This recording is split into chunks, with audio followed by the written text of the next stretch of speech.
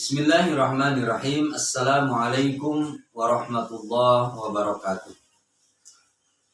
Alhamdulillahirabbil alamin. Puji dan syukur selalu kita panjatkan kepada Allah Subhanahu wa taala. Allahumma shalli ala sayyidina Muhammad. Shalawat beserta salam semoga Allah selalu mencurah limpahkan kepada junjungan kita baginda Nabi Muhammad sallallahu alaihi wasallam, kepada keluarganya, sahabatnya, dan kepada kita selaku umatnya hingga yaumil qiyamah. Bapak kepala sekolah, guru-guru beserta orang tua murid dan anak-anakku yang Bapak cintai, marilah kita renungkan bahwa apa sih hakikat manusia Allah ciptakan? Naon sih tujuan orang diciptakan ku Allah Subhanahu wa taala, atau hakikat kita diciptakan itu untuk apa? Maka Buya Hamka di dalam tafsir Al-Azhar di mukadimahnya menyebutkan bahwa ada 4 hakikat manusia Allah ciptakan. Yang pertama adalah untuk melakukan ibadah kepada Allah Subhanahu wa taala.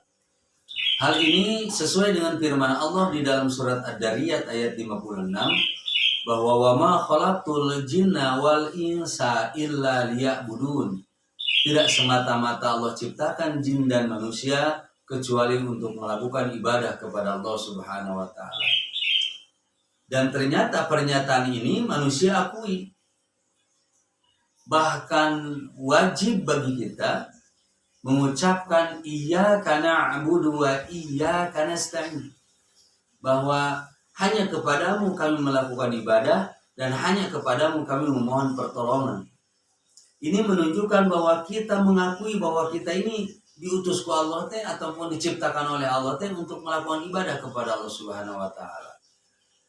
Maka ibadah yang kita lakukan sebagai bentuk penghambaan, maka ku Allah akan diberi reward yang disebut dengan pahala.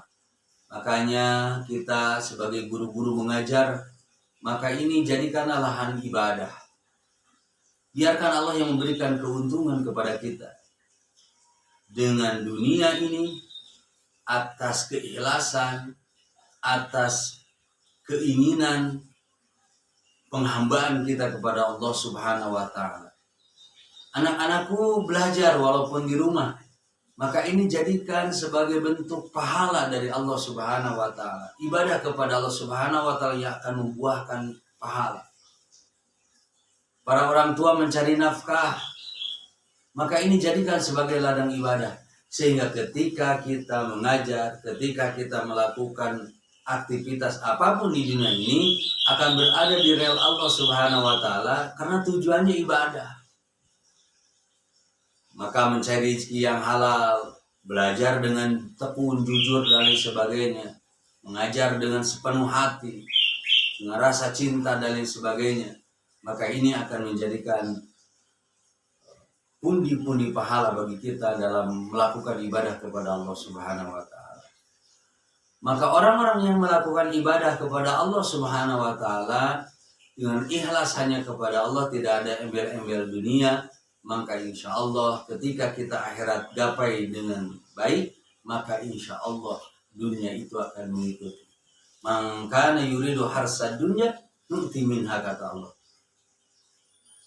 Barang siapa yang menginginkan dunia, Allah akan berikan. Tetapi man kana yuridu harsal akhirah nu'ti minha, Allah akan, barang siapa yang menginginkan akhirat, maka Allah Subhanahu wa taala akan berikan dunia. Oleh karena itu anak-anakku, para orang tua beserta guru-guru, mudah-mudahan di hari Jumat ini Allah berikan keberkahan dan kebaikan kepada kita. Jangan lupa membaca Al-Quran. Dan hari ini anak-anakku, tugas kalian semuanya dari kelas 1 sampai dengan kelas 6, lakukan sholat duha dan kirimkan fotonya kepada guru-guru kalian bahwa kalian hari ini telah melaksanakan sholat duha.